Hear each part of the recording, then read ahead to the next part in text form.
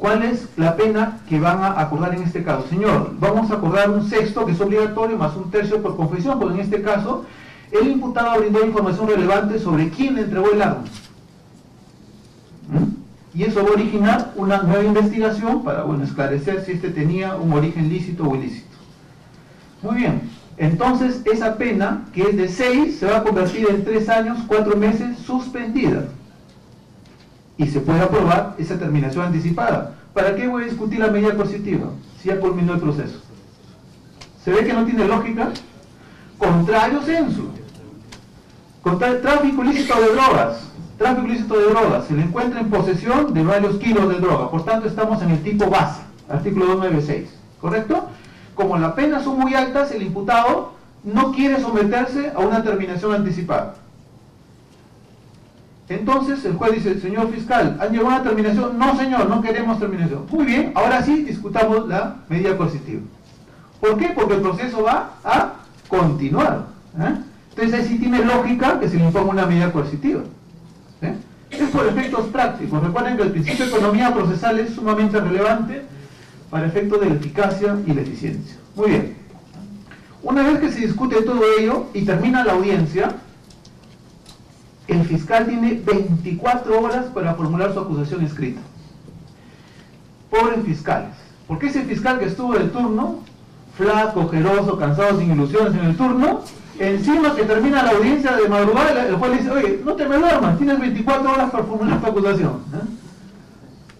Y así estarán todos. Una vez que el fiscal formula su acusación escrita, el juez en el día tiene que elevarla, es mal dicho, tiene que remitirla al juzgado penal. Puede ser un juzgado penal unipersonal o puede ser colegiado. ¿De qué depende? De la pena en abstracto. Si es mayor de 6, se va al juzgado penal colegiado. Si es hasta 6, juzgado penal unipersonal. Paréntesis, en Trujillo, los primeros casos de tenencia ilegal de armas de fuego fueron realizados por un juzgado colegiado. No sé cómo se interpretó que ellos eran competentes. Luego se dieron cuenta de que no, eran el juzgado unipersonal, pero ya habían impuesto una sentencia condenatoria. Pasó varios meses y el condenado dijo, señor, habeas corpus porque se ha violado el debido proceso. Me ha condenado un juez que no es predeterminado por ley. ¿Qué dijeron el habeas corpus? Oye, ¿qué más quieres? Que te han condenado 3 y no 1. Así que, improcedente tu habeas corpus.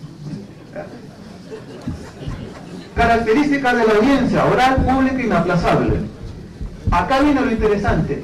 Fíjense, se está reconociendo la posibilidad que las partes lleven a sus testigos. Esto es extraordinario porque se condice con el modelo acusatorio con tendencia adversarial. En el Consejo Ejecutivo del Poder Judicial, del cual formé parte hace algunos meses, estamos discutiendo el nuevo reglamento, el nuevo Código Procesal Penal. ¿Saben lo que estamos proponiendo? Que las partes, los abogados, puedan notificar a sus testigos por correo, por teléfono, por WhatsApp, por notario, por empresas de mensajería. ¿Saben por qué? Porque nos hemos dado cuenta desde hace mucho tiempo que los exhortos son una dimensión desconocida. Vayan ustedes a hacer un exhorto a ver si algún día llega. O si llega, llega después de la audiencia. No sirve, y hay que reconocerlo. Entonces, fíjense, ahora las partes, los abogados, como yo no somos abogados, como juez, a mí me interesa que le notifiques como quieras. Me interesa que venga al juicio. Entonces, si tú me demuestras con una notificación notarial que este señor fue debidamente comunicado que vaya a la audiencia y no fue, recién pídeme el apercibimiento de llevar a la fuerza. Porque me estás demostrando que ha sido notificado y es renuente el testigo a ir a juicio. Entonces estamos dando una amplitud de posibilidades y de flexibilidad para que el juicio se realice. Más trabajo para los jueces de juicio, porque resulta que el juez de juicio va a ser ahora la audiencia de control de acusación. El juez de juicio, que por regla general lo hacía el juez de investigación preparatoria. Más trabajo para los jueces de juicio. Entonces tienen que debatir la acusación, el control formal y el control sustancial de la acusación. Ahí donde se va a discutir prueba ilícita, prueba irregular, teoría del árbol del fruto prohibido, excepciones a la prueba ilícita, todo eso, que es bastante, de por sí bastante complejo.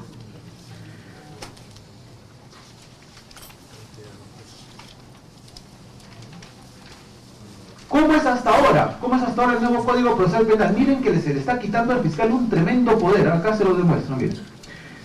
Hasta fines de este mes, el fiscal tenía el poder de darle libertad a un imputado detenido en flagrancia.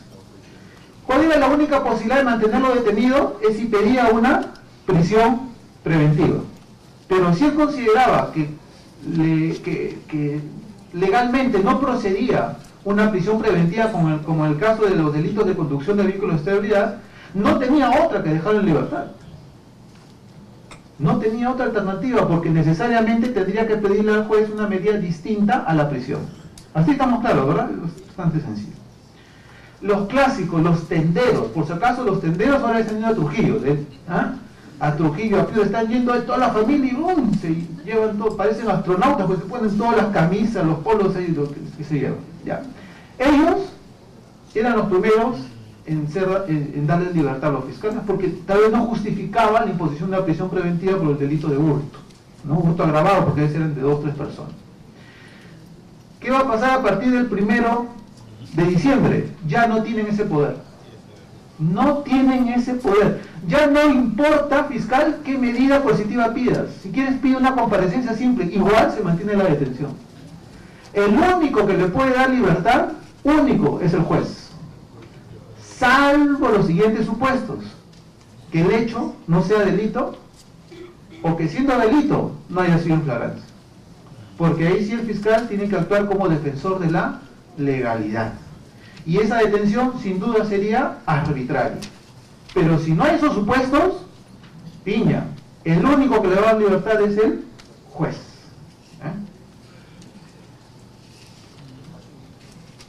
Ahora me voy directo nada más para explicar este punto y ahí se les aseguro que ahí termino.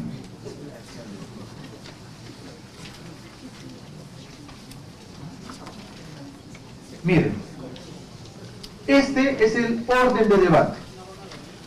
Ya les dije que primero se va a discutir el proceso inmediato, lo cual significa que se va a discutir la detención policial en flagrancia.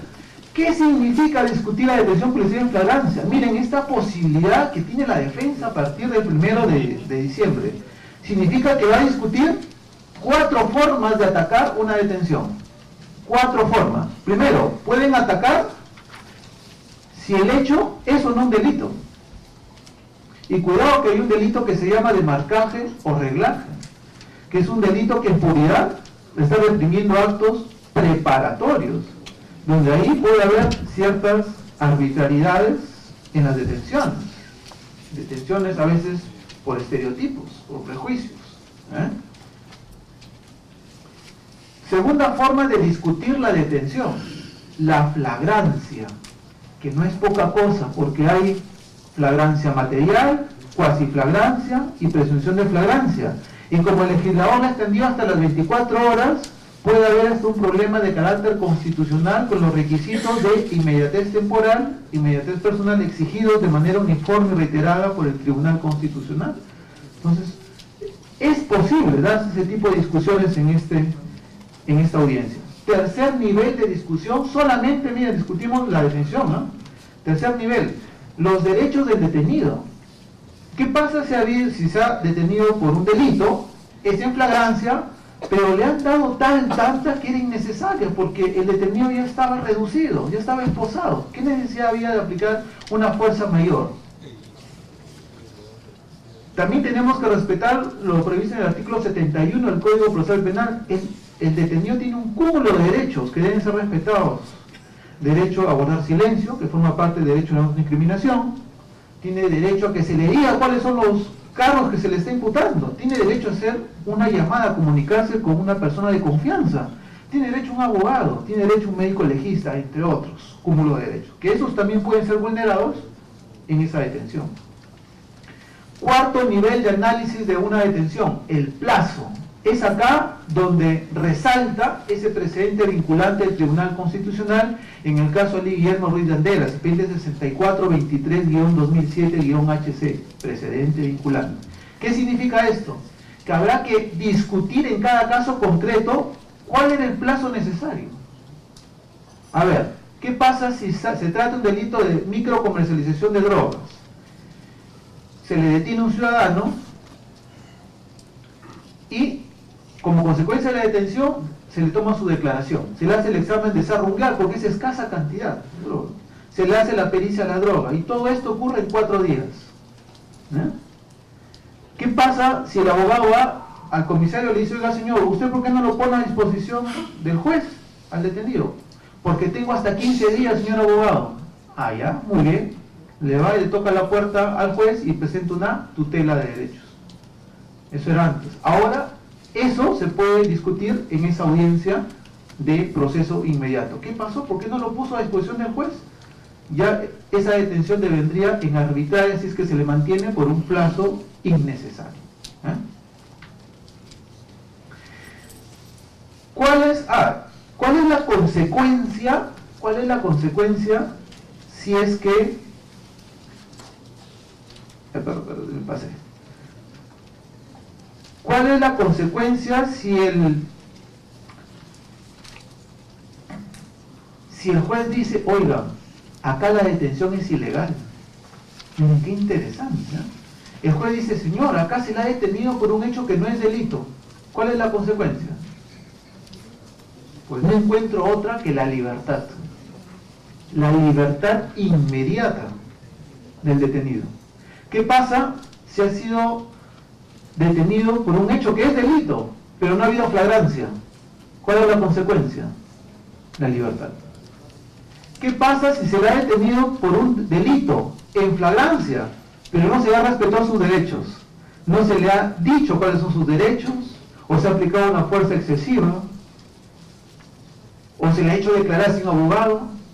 ¿Cuál sería la consecuencia? Ya no es libertad. Es responsabilidades administrativas, disciplinarias o penales contra el funcionario infractor, que va a ser el policía. ¿Cuál sería la consecuencia si se ha vulnerado el derecho al plazo estrictamente necesario de la detención? Responsabilidad funcional. Por eso es que esta ley, si la vemos desde otra perspectiva, es una ley que tiende a mandar un mensaje de política criminal. El mensaje es el siguiente, y con esto termino. Señores miembros de la policía, los jueces los estamos observando y los vamos a controlar, porque tienen un tremendo poder que no lo tienen todos los demás, que es el poder del ejercicio material de la fuerza pública, que no lo tienen los fiscales ni los jueces. Los únicos que pueden usar la fuerza pública son ellos, y por tanto son los que más control deben tener. A los jueces nos controlan por aire, mar y tierra, igual que a los fiscales. Tenemos responsabilidades penales, civiles, administrativas. Pues ahora los policías también lo tendrán. Muchísimas gracias.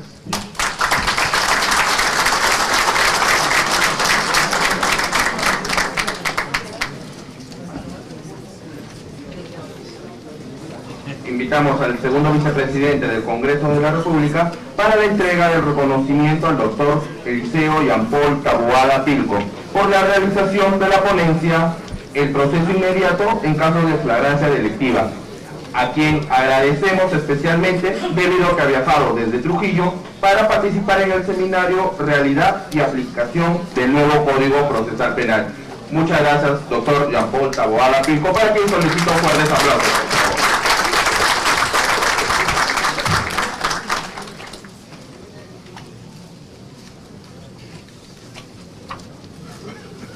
Ahora invitamos al doctor Ángel Fernando Ugaz Segarra para la realización de la ponencia El balance de la aplicación del nuevo Código Procesal Penal en 10 años. Solicito un fuerte aplauso para él, por favor.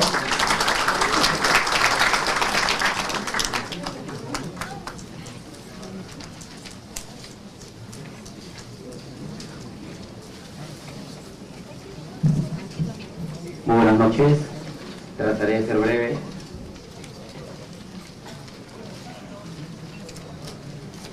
En principio se me ha encargado de hablar sobre la evaluación de estos años de vigencia con todas las dificultades que ha habido en el nuevo Código Procesal Penal. Y esto ha sido a propósito de una investigación que se hizo, un trabajo de campo que casi a quien les habla le costó perder hasta el matrimonio, casi. Tuvimos que viajar a Huaura, a Trujillo, a Arequipa y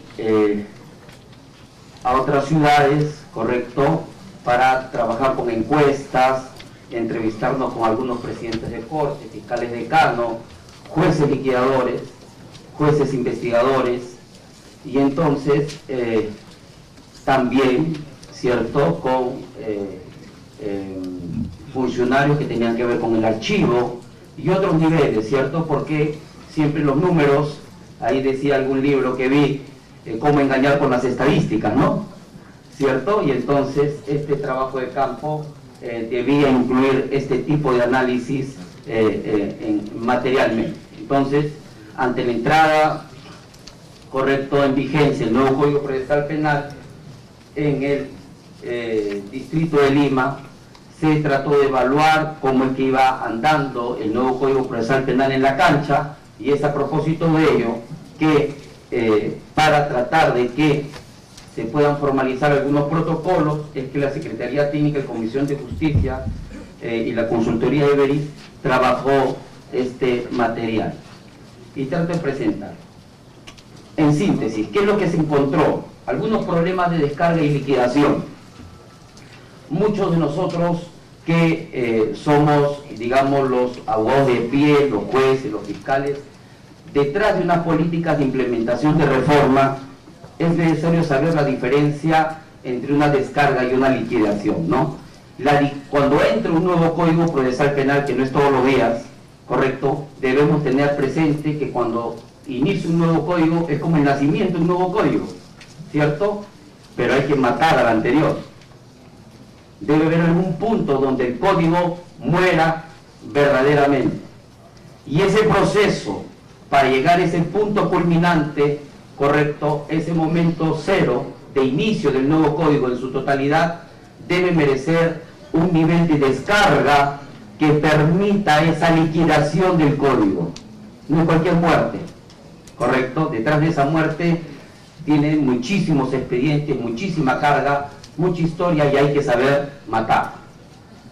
Desde esa perspectiva, se encontraron que en la implementación del nuevo código, mis queridos amigos, nos encontramos que existía un nivel correcto de problemática de carga parcial, creación o prórroga, por ejemplo, de órganos, ¿no? Generación de algunos juzgados de carácter liquidadores, una implementación de carácter coyuntural, algunos días de existencia para algunos, y para otros, recién con 2 o 3 días de entrada en vigencia, recién se estaban, por decirlo así, poniéndose las pilas para verificar estos extremos. Esto nos revelaba que no existía una verdadera política de descarga y liquidación para con el país. Más allá de que sea Lima una de las últimas entidades y sea progresivo, no basta entablar ese panorama para la implementación de un nuevo código. Había que dotar en la ciudad de Trujillo o en algunas otras ciudades importantes del país de los mecanismos necesarios con anticipación para que esto se dé. Lastimosamente no se dio, pero sin embargo, con funcionarios de trabajo tan titánico y tan importante como a quien lo hemos visto, el doctor Jean-Paul Taboada, juez de la ciudad de Trujillo, funcionarios titánicos que han sabido liderar los temas de reforma en la cancha a pesar de los problemas de presupuesto y a pesar de la falta, correcto, de apoyo muchas veces de la sede central. Teníamos otros tipos también de problemáticas, los niveles de descarga y liquidación aislados, ¿no? Iniciativa de jueces en la implementación de prácticas en el nuevo Código Procesal Penal, como organización de ausencias, la oralidad, y encima, quien dice, y encima del caballo tratar de experimentar estas implementaciones.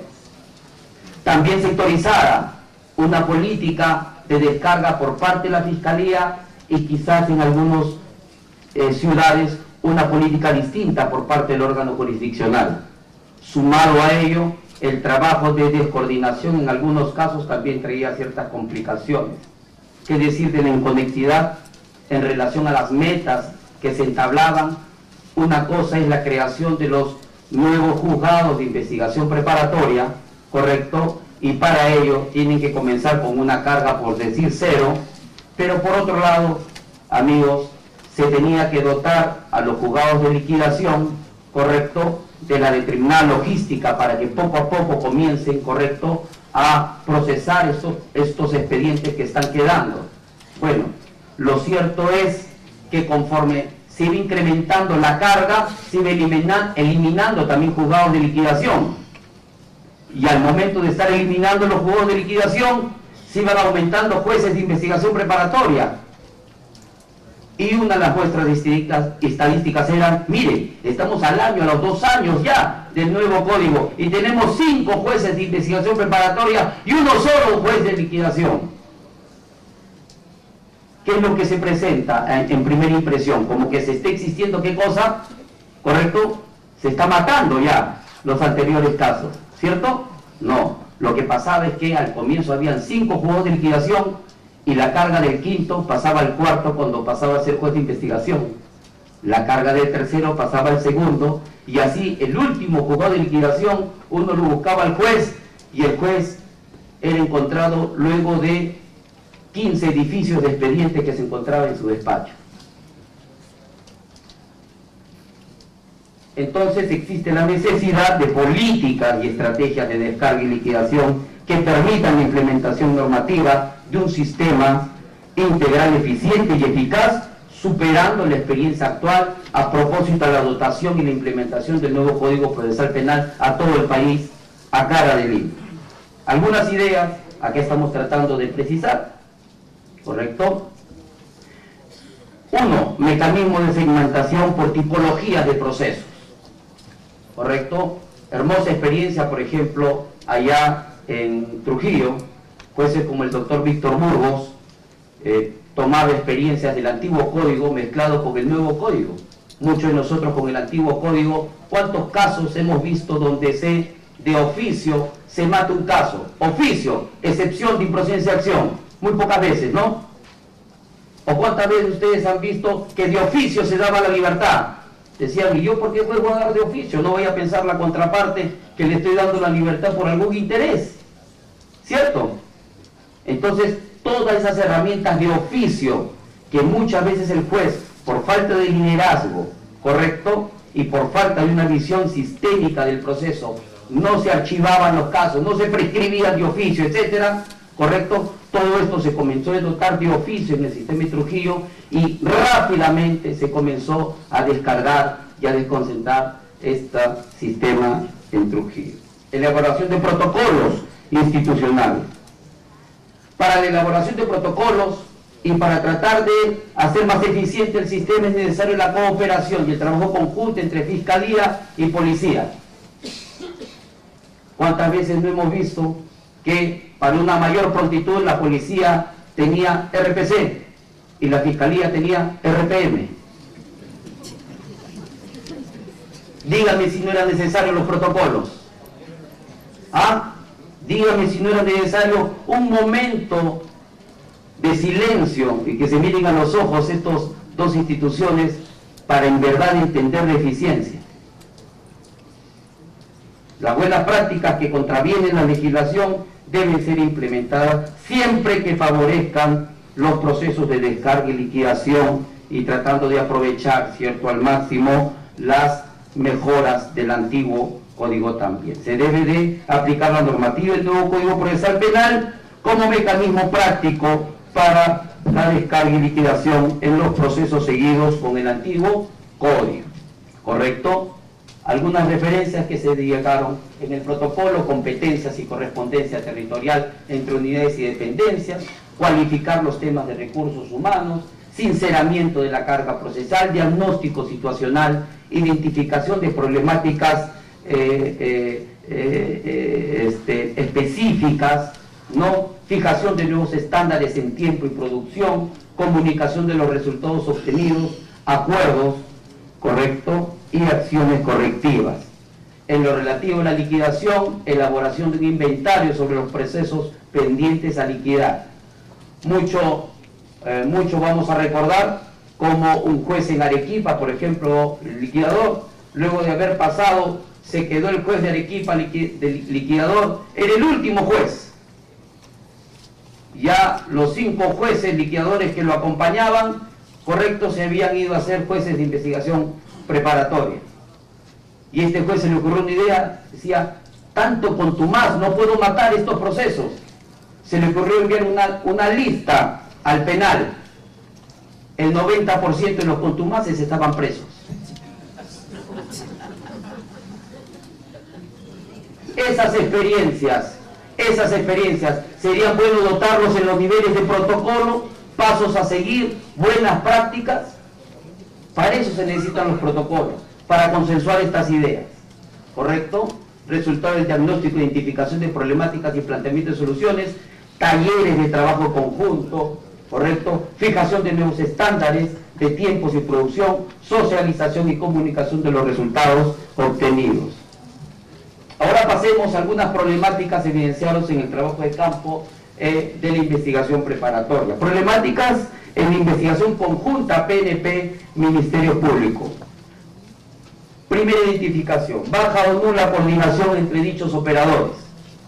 ¿Cuántos no hemos escuchado, correcto? Y esto pasa hasta en las casas, ¿cierto? Cuando el hijo escucha discutir a veces al papá y mamá, papá, ¿por qué discutes? Por tu mamá, ¿cierto? Mamá, ¿por qué discutes? Por tu papá. Cuando uno va a la fiscalía, ¿de quién es el problema? Del policía. Uno va a la policía, ¿de quién es el problema? Del fiscal. Es que el otro tenía 24/24 y el otro trabajaba todo el día y el que estaba de madrugada decía, ¿dónde está el fiscal que no trabaja? Y el fiscal que trabajaba llamaba, ¿y dónde está ese policía? Va a venir pasado mañana.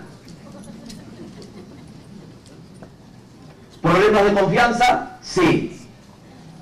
Habían ciudades, Fiscalías de Arequipa, por ejemplo, habían algunas fiscalías donde tenían más del 90% de la carga. Miren, casi el 95% de la carga lo tenía la fiscalía. ¿Por qué no trabajan con la policía? Fuimos a entrevistarnos con la policía. Una máquina de escribir,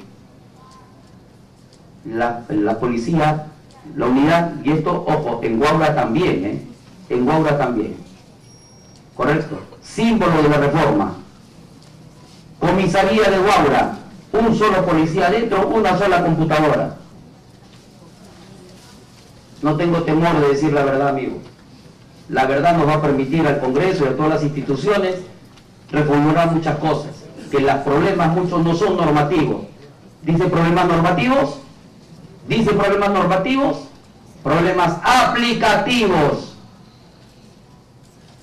No tengamos miedo de decirnos la verdad, amigos.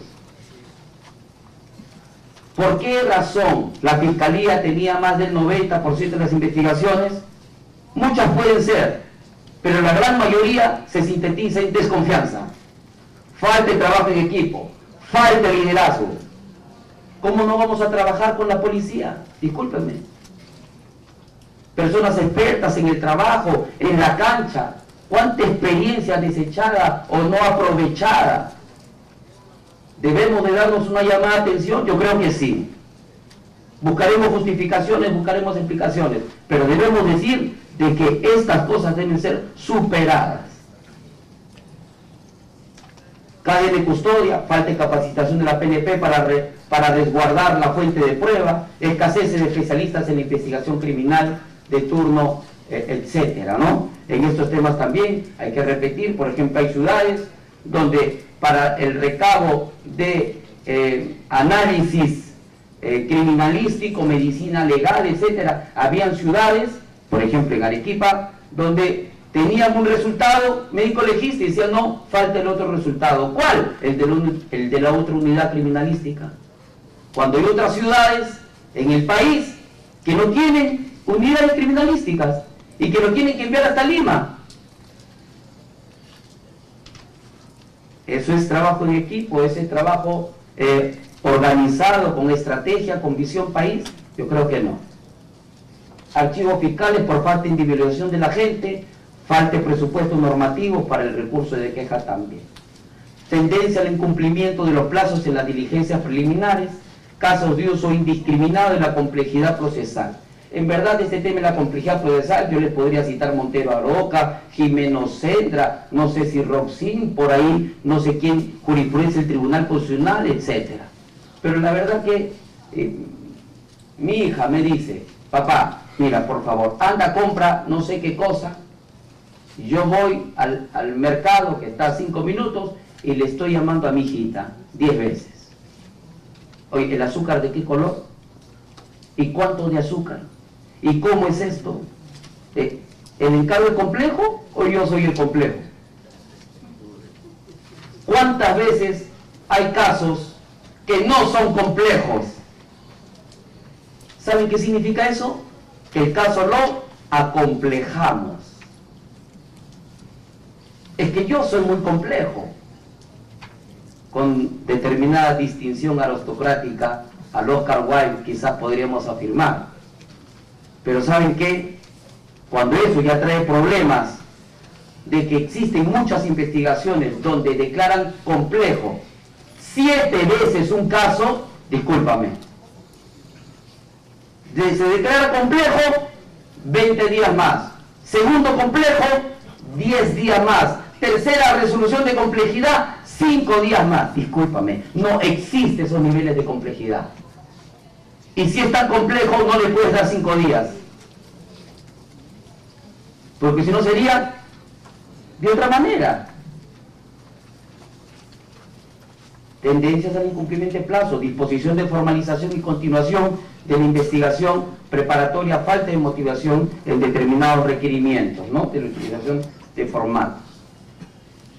Bueno, y para eso también se aportó algunos protocolos de trabajo conjunto de parte del Ministerio Público y de la Policía, un trabajo principalmente de equipo, de liderazgo, definición del ámbito territorial y organizacional, coordinación y colaboración mutua, predictibilidad en labores de investigación y administrativa, además algunos protocolos específicos sobre control de identidad, intervenciones en casos de flagrancia y protocolos de protección y aislamiento y cierre de la escena del delito. ¿Correcto?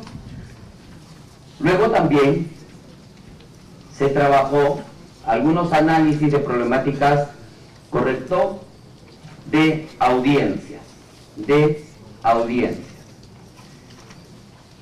Y bueno, se observaron muchísimas experiencias.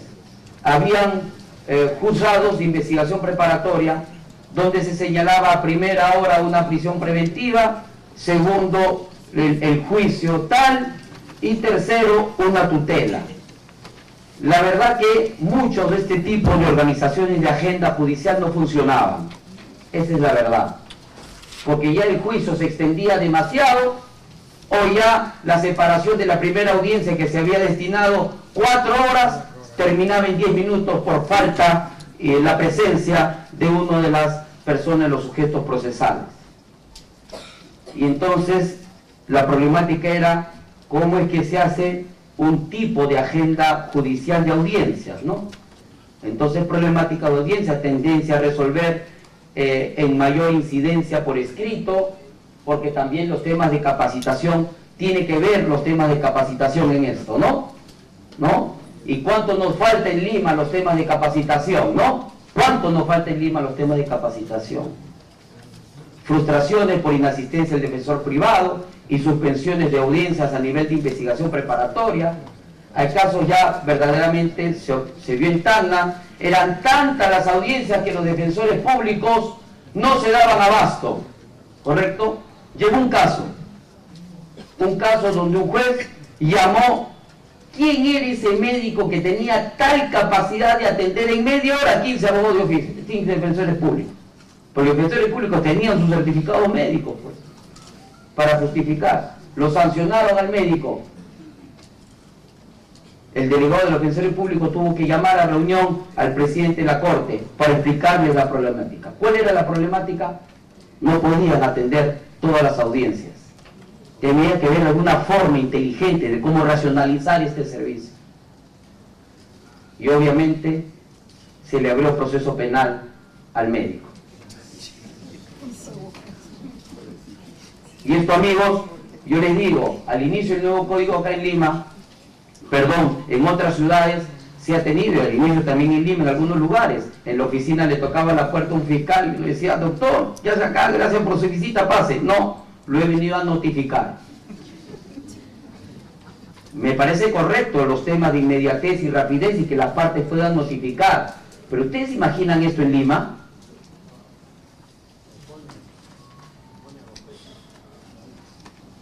¿Correcto? Entonces estos otros niveles de WhatsApp, correo electrónico y todo lo que hemos escuchado del doctor Jean-Paul Taboada, aplausos para dicha propuesta. Excelente, no hay forma. En realidad tenemos que evolucionar nuestro sistema de justicia. Transcripciones de audiencia, esta problemática se repite en todas las etapas del proceso, ya se ha ido mejorando esto también en relación a los resúmenes. Inadecuada dirección de las audiencias, se repiten en todas las etapas del proceso también. Convenciones probatorias que se tenían que llevar en la etapa intermedia, se llevaban al inicio del juicio. Por ejemplo, ¿por qué? En Puno, por ejemplo, se decía, porque la convención probatoria implica, entre otras razones, disposición del hecho. Las partes convienen que determinados hechos y pruebas no necesitan ser llevadas a juicio. Y se decía que como hay determinada parte del hecho que se dispone, debe estar presente el imputado. Y como la etapa intermedia es facultativa la presencia del imputado, por lo tanto no se debe llevar a cabo. Perdón, si en la etapa intermedia se puede resolver hasta matar el delito, sobreseer la causa, más que disponer un hecho. Y entonces, ¿qué es lo que se hacía? Al inicio del juicio se comenzaba a ver las convenciones probatorias. ¿Y para qué habían sido creadas las convenciones probatorias? Justo para hacer más célere el juicio. Justo para que estos temas no se vean en juicio. Ahora más bien estamos viendo cómo en el proceso inmediato se va a ver ahí al inicio las convenciones probatorias. Eso tiene sentido por lo abreviado que es el tema y no tiene una etapa intermedia. Me parece que eso va a generar algún nivel de riqueza, ¿no? Por la inexistencia, el saneamiento también que existía. Trámite heterogéneo en el uso y formación de incidentes judiciales, los problemas de la formación del expediente judicial. Había muchas veces en las cuales el cuaderno de etapa intermedia se subía como expediente judicial. Increíble. Y se supone que se había separado el juez de investigación preparatoria, que era de etapa intermedia, y que hasta ahí queda clausurado. La información que éste tiene no puede ir al juez de juicio, porque solamente ve información que se ha admitido para prueba de juicio. Pero lo teníamos también con el expediente de la etapa intermedia. Gran incidencia en delitos de omisión y resistencia familiar. En realidad, esta es una problemática que ojalá, en verdad, auguro lo mejor para este tema de los procesos inmediatos. Pero la verdad que el nuevo Código Procesal Penal nunca pensó tener como reina de los juicios a la omisión de asistencia familiar. Se pensó para que el juicio sea para los delitos más graves, más importantes. ¿Pero qué pasó? El más grande porcentaje de juicios del nuevo código, omisión de asistencia familiar y peligro común. La mayor cantidad de presos en esos extremos. Y el ciudadano pagaba su dinero y decía, quiero salir libre, ya no puede salir libre. La libertad que dice el nuevo Código Procesal Penal no es beneficio penitenciario, no te lo podemos dar. Pregunta, ¿están haciendo bien su trabajo las etapas previas de los jueces de paz? ¿Tenemos una cultura de hacer un verdadero trabajo o es que este es una especie de trámite más? Y han visto a la esfera penal como un trámite más también para estos temas. Eso habría que revisarlo también. Uno tiene que hacer el protocolo de gestión de audiencias, protocolos de uso de formación de requerimientos y solicitudes y de notificaciones. Problemática del uso de seguridad alternativa, voy a tratar de ser más breve en esto. La principal observación, estimados amigos, es que en relación al uso de las salidas alternativas, en verdad, el nuevo código, la discusión principal fue si se podía aplicar la terminación anticipada, por ejemplo, en etapa intermedia, y lo que resolvió la Corte Suprema al respecto ya todos sabemos. En verdad, yo tengo mi opinión personal, esa decisión nos parece que no fue atinada. Muchos casos que se debieron culminar a esa etapa llegan a nivel de juicio, y a nivel de juicio se opta por la conclusión anticipada, pero uno se supone que era, entre otras razones, un mecanismo para desjudicializar. ¿Qué significa proyectarnos un juicio? ¿Cuánto cuesta un asistente? ¿Cuánto cuesta un juez? ¿Cuánto cuesta un fiscal? ¿Cuánto cuesta el abogado? ¿Cuánto cuesta todo esto? ¿Tenemos un valor sobre la economía de lo que significa esta reforma? Cuando esto quizás se pudo acabar antes en etapa intermedia. Ojo, que la conclusión anticipada y la terminación anticipada tienen más o menos el mismo objeto. El objeto es pena y reparación civil. Sentémonos y acordémonos. ¿Cuál es la diferencia? La diferencia es que una se hace al inicio del juicio y el otro se hace en etapa intermedia. Pero no se puede hacer ahora terminación de etapa intermedia. Algunos jueces valientes lo implementan. Entonces, ¿cuál es el análisis económico en relación a este extremo? Lo otro es que no se supone que solamente el 20% tenía que llegar, 30% máximo, no lo sé, a juicio. No se supone que solamente debía llegar a esos casos y todo el resto tratar de salirlos de alguna otra manera con salidas alternativas. Pregunto, ¿cómo es el diseño y la lógica del sistema? ¿Hemos hecho qué cosa? Litigación, técnicas de litigación oral. Me parece extraordinario. Diseño de qué? De locales para los juicios. Me parece excelente. Locales para las audiencias de etapa de interlocutorias. Extraordinario. Pregunta, ¿en qué lugar se van a hacer la terminación anticipada, la transacción, la conciliación penal en principio de oportunidad, la conformidad? ¿En qué lugar se va a hacer? ¿En el mismo lugar donde se litiga con la cruz? ¿O debe haber algunos escenarios que permitan el consenso entre las partes? ¿No se supone que ese es el espacio ideal donde las partes deben encontrar algún encuentro entre ellas? ¿Hemos tenido una lógica con respecto a eso para la reforma? Yo pienso que no. Tampoco decir sobre la falta de capacitación en relación a técnicas de negociación penal. Respecto a los procesos especiales, falta de protocolos, de procesos especiales, evaluación de problemáticas en aplicaciones del procedimiento inmediato, que ya lo describe el doctor. Algunos protocolos, que sin oportunidad, se ha tratado de ensayar alguna de estas. Problemas de etapa intermedia, hemos dicho, problemas aplicativos en el juicio oral, trámite heterogéneo de la conformación del cuaderno de debate y el expediente judicial, cruce de audiencias y suspensiones, colegiados a veces lo hacen unipersonales, no se define quién realiza la notificación a órganos de prueba, el Ministerio Público o el Poder Judicial, porque se dice que solamente coadyuva, no tenían muy claro este extremo, los problemas de la ausencia y contumacia, etc. Algunos problemas aplicativos en relación a la impugnación, de inadmisibilidad, por ejemplo, en la apelación de autos y sentencias cuando las partes recurrentes no concurren, por ejemplo, ese era otro tema, ¿correcto?, que en algunos casos se ha optado por igual, a pesar de la no concurrencia, que se resuelve el mismo, y los temas de la condena del absuelto. Revocatoria de la condicionalidad de la pena también se dieron en muchos casos. No hay un criterio para definir quién controla la ejecución de la pena. No se sabía si era el mismo que había emitido o el juez de investigación preparatoria.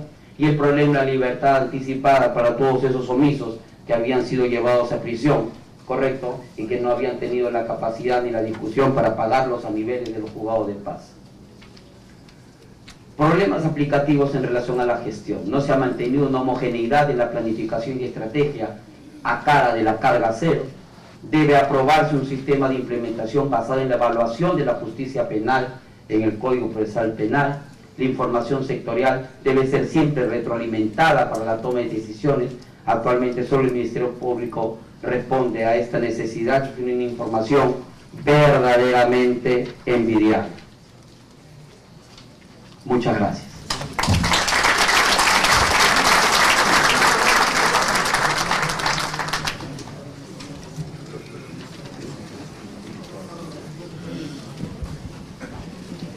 Nuestra autoridad hará entrega del reconocimiento al doctor Ángel Ugarte Garra por la realización de la ponencia Balance de la aplicación en el nuevo Código Procesal en 10 años.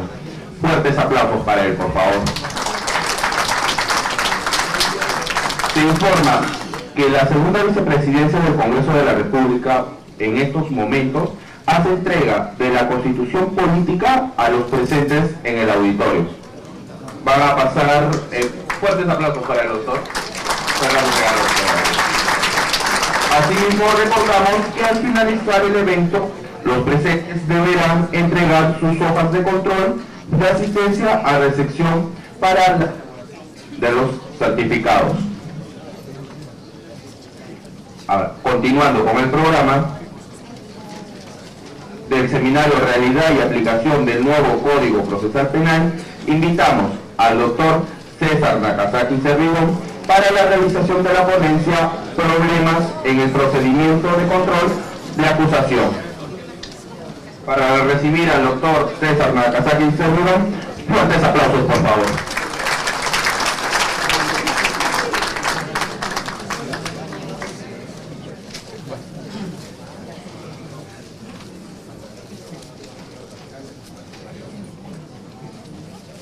Señor Vicepresidente de la República, señores magistrados, colegas abogados, queridos estudiantes.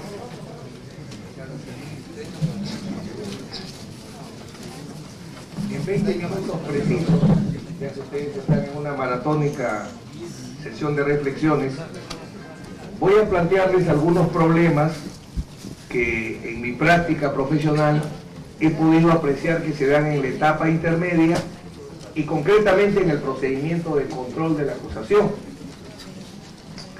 Para que funcione la reforma, hay que lograr que los pilares del nuevo modelo procesal funcionen.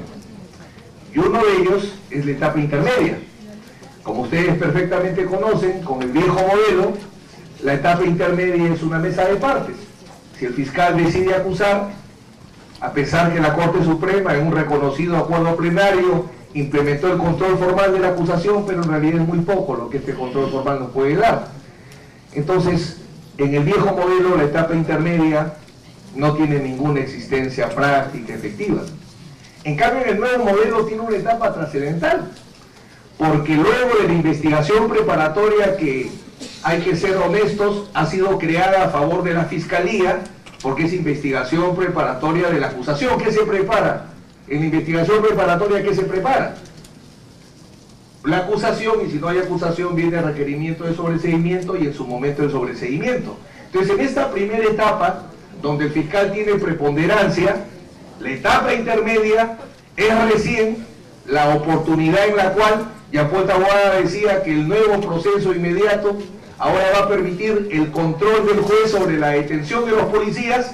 La etapa intermedia, utilizando la misma figura, es la primera vez, salvo el juez de garantías, donde el juez va a poder controlar el gran producto del fiscal.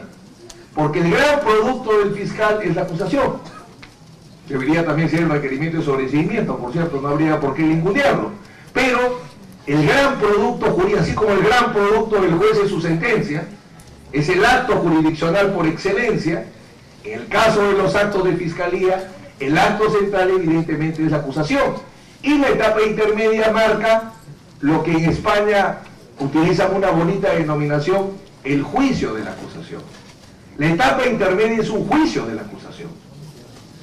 Básicamente eso busca la etapa intermedia, el juicio de la acusación más severo posible, 2 niveles de control formal y material. ¿Para qué? Para evitar la pena banquillo.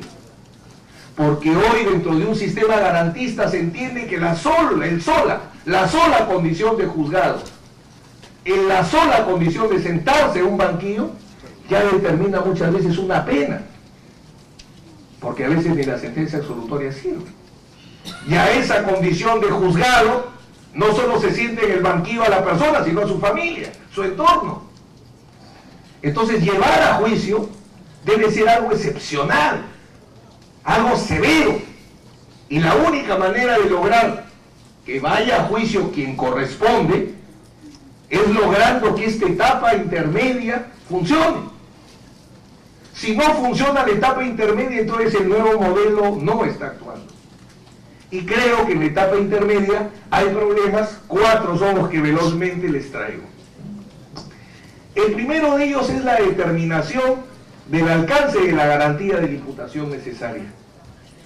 Cuando se tiene que contestar la acusación, La primera defensa que se tiene son las observaciones u objeciones a la acusación. ¿Qué se busca fundamentalmente? Discutir que una acusación no cumpla con sus requisitos de forma. El control formal es un control de legalidad.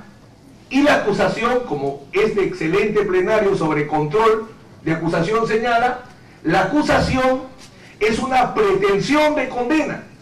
Es una pretensión de condena, un pedido de condena contra un ser humano que tiene que estar sujeto a un control de legalidad. Y este instituto de las observaciones lo que nos permite es asegurar la garantía de la imputación necesaria. La acusación tiene que trabajar fundamentalmente 4 aspectos: los hechos, la fundamentación jurídica, los tipos penales, luego la parte de la pena, sus circunstancias agravantes o atenuantes en el caso, y luego viene la argumentación jurídica o la fundamentación.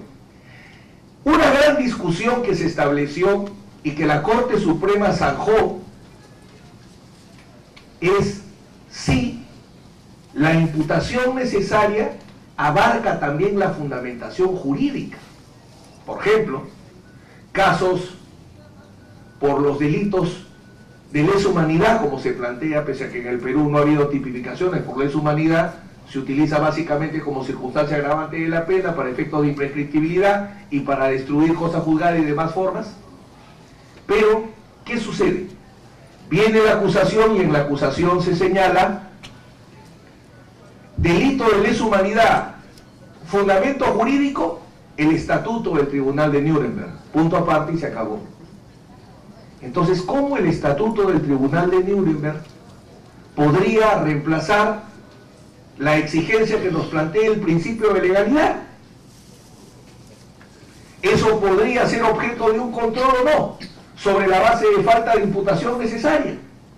O, por ir a un caso común y corriente, se acusa por malversación de fondos, pero no se señala cuál es el servicio público que se ha afectado, porque la malversación de fondos es un tipo penal que tiene un resultado típico, no solo en la desviación presupuestal, sino que tiene que ser permanente y tiene que afectarse un servicio público. Entonces, ha habido una desviación de fondos, una modificación presupuestal indebida, que al haber sacado los fondos públicos de la partida compra de ambulancias, no se ha comprado ninguna. Y por tanto la ciudad no tiene ambulancias. Entonces, en el tema de las observaciones, lo que aprecio es que hay poco rigor en lo que se le debe exigir al fiscal en cuanto a lo que es la fundamentación jurídica, que no basta en señalar un tipo penal, no basta con decir estos son los elementos del tipo, sino que en esa descripción clara, precisa y circunstanciada de los hechos, se tienen que describir de manera clara, precisa y circunstanciada todos los elementos del tipo penal. Y eso no se hace. En muchos casos sí, pero hay cierta cantidad de casos que no se da. Y el código no ayuda, porque cuando se señala cuáles son los elementos de la acusación, se refiere en cuanto precise usted el grado de participación, yo lo sumo el artículo del tipo. No se dice, haga usted la tipificación. Y hay cierta dificultad que hay que corregir. La imputación necesaria, y esto lo marca el Tribunal de Estrasburgo, el Tribunal Europeo de Derechos Humanos, la imputación necesaria no solo abarca los hechos, abarca la fundamentación jurídica, porque la acusación tiene que responder por qué hechos, por qué son delito, por qué esa pena, por qué está probado.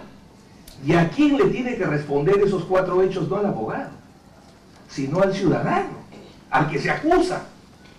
Y esa persona que es acusada, al entender la acusación, al conocer la acusación, se le necesita responder esas 4 preguntas. ¿Por qué hechos? ¿Por qué esos hechos son delito? ¿Por qué esa pena? ¿Y por qué está probado que soy yo? Si la acusación no responde a esas 4 preguntas, no cumple con la garantía de la imputación necesaria y por tanto se debe observar como defensor esa acusación. El otro problema que presenta este primer momento es, nuevamente permítanme ir a la malversación de fondos, observo que en varios distritos judiciales se acusa por malversación de fondos, a pesar que el Ministerio de Economía y Finanzas, la Dirección Nacional de Presupuesto Público, a través de su registro CIAF, ha aprobado la modificación presupuestal. Quienes conocen el sistema presupuestal saben que antes que un gobernador regional firme la aprobación de modificación presupuestal, el subgerente de finanzas ya tuvo que ingresarlo en el sistema CIAF, porque el presupuesto ahora es informático, y ya el sistema tuvo que arrojar que hay saldos de libre disponibilidad. Sin embargo, se acusa, a pesar que la modificación presupuestal está aprobada por el CIAF. Y no hay ninguna explicación al respecto sobre eso. Entonces se pide imputación necesaria. Debe describir de manera clara, precisa y circunstanciada, como es un hecho normativo, es un hecho institucional, tiene que ser una modificación presupuestal indebida. La acusación tiene que señalar si la modificación presupuestal está aprobada o desaprobada. Si no, no hay una descripción clara, precisa y circunstanciada del hecho. Tiene que precisar la acusación si el servicio se ha afectado. ¿Cuál? ¿Qué servicio se ha afectado? Aplicación definitiva y servicio público afectado. Entonces, ¿qué pasa? El juez actúa correctamente y dice fundada la observación. Va al fiscal y el fiscal persiste en su acusación igualita. Lo único que cambia es la primera palabra, dice acusación subsanar. Y de ahí igualito, página por página, párrafo por párrafo, punto y coma por punto y coma. Entonces se le pregunta al juez, ¿y qué hacemos ahora? Si el fiscal persiste y no ha levantado la observación, y el código no dice cuál es la consecuencia, y la consecuencia debe ser el sobreseimiento, porque no pasó el control de legalidad. Solo la acusación legal puede ir al control material. Una acusación que es ilegal no puede generar control material o sustancial. Entonces la consecuencia que el fiscal no subsane las observaciones no es, bueno, ya te di una oportunidad y sigamos, como en muchos casos se da. Como la ley no lo dice de manera expresa, bueno, ese es el fiscal, él es autónomo, es autonomía, acá principio acusatorio, va para adelante. Oiga, digo, pero los elementos que faltan, bueno, y en la sentencia, pues verás. Entonces, ¿qué pasó con la pena banquil y todo lo demás? Entonces, respecto a este primer problema, dos temas. Uno, la imputación necesaria no solo se reduce a los hechos, abarca la fundamentación jurídica. Porque la acusación tiene que responder las 4 preguntas reiteradas. ¿Por qué hechos? ¿Por qué son delito? ¿Por qué esa pena? ¿Por qué 15 y no 4? ¿Y por qué yo? Y descrito de una manera tal que sea para acusado, no para abogado. La tela no es del sastre, es del cliente o de la clienta. La acusación no es del abogado, no es para que le entienda el abogado, inteligente o no inteligente, tiene que entenderle el ciudadano. Eso implica una imputación necesaria, es una garantía de la persona, no del abogado. Y el otro punto, ¿qué sucede cuando observada la acusación y declarada fundada la observación, el fiscal no subsana, persiste? ¿Cuál es la consecuencia procesal de una acusación no saneada? Es el sobreseimiento. Debe ser el sobreseimiento. O porque jurisprudencialmente así lo establecemos, o porque propongo podría ser la primera causal, que habla cuando no se ha revisado el hecho o no puede serle atribuido al acusado. Si el hecho no puede ser descrito bajo el régimen o la garantía de la imputación necesaria, entonces no existe el hecho. Entonces creo que esa causal, que efectivamente fue pensada para los casos de faz negativa de acción, esa causal, mientras que no haya causal expresa, podría ser el camino para superar este problema inmediato. Lo veo menos complicado que el juez construya una causal jurisprudencialmente, porque alguna respuesta hay que dar. Lo que sí es inconstitucional es que se pase el control formal a pesar de una acusación que no cumple con la garantía de imputación necesaria. Es más, sería nula. Porque cualquier violación de una garantía procesal constitucional genera nulidad procesal absoluta. Solamente una acusación válida nos puede llevar a juicio oral.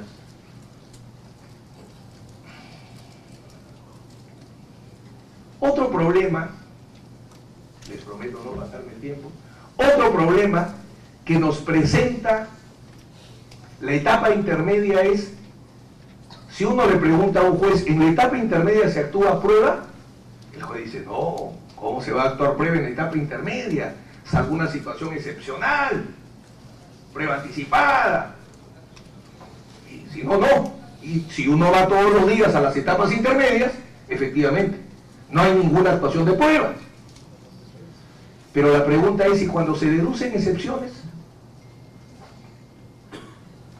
Cuando planteo un tema de atipicidad, error de tipo, o planteo un caso de faz negativa de la culpabilidad, un error de prohibición, o planteo una excepción de improcedencia de acción por legítima defensa, estado de necesidad justificante, todos los casos de la faz negativa del delito.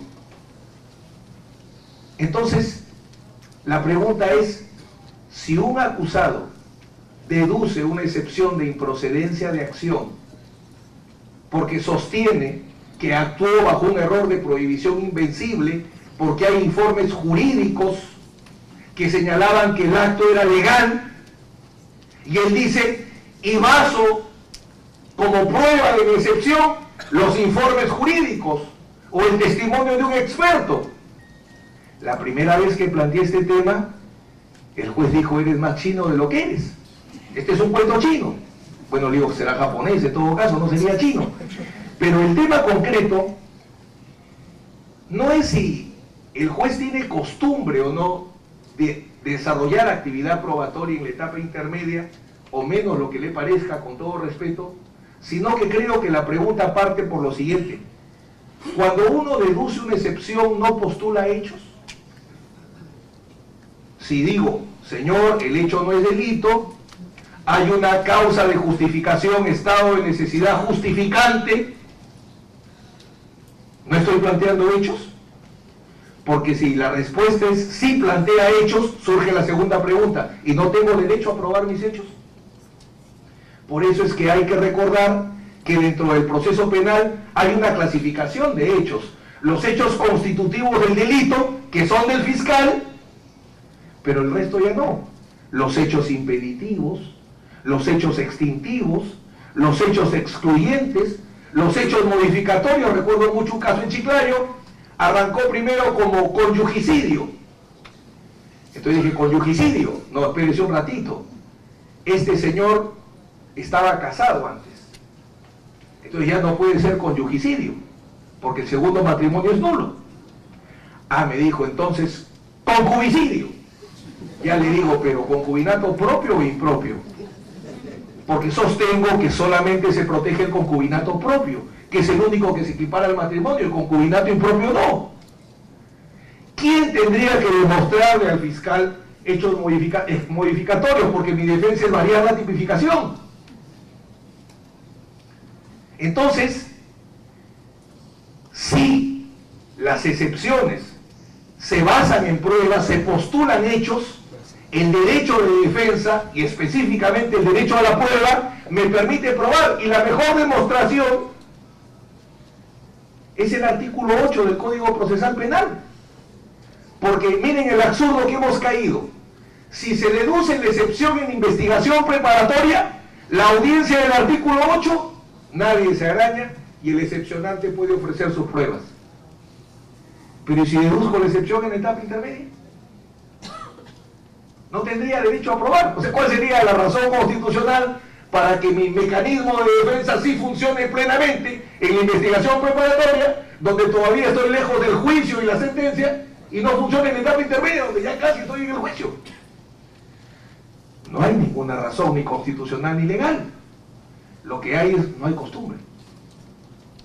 Entonces, un segundo problema que encuentro. En la etapa intermedia, cuando se deducen excepciones, y esas excepciones requieren probanza, porque se basan en hechos impeditivos, modificatorios, exoneratorios, el derecho a la defensa y el derecho a la prueba hace que el juez tenga que habilitar en esa audiencia de control la posibilidad de actuar esa prueba. Si no está de acuerdo, entonces que no haya excepciones pues en la etapa intermedia.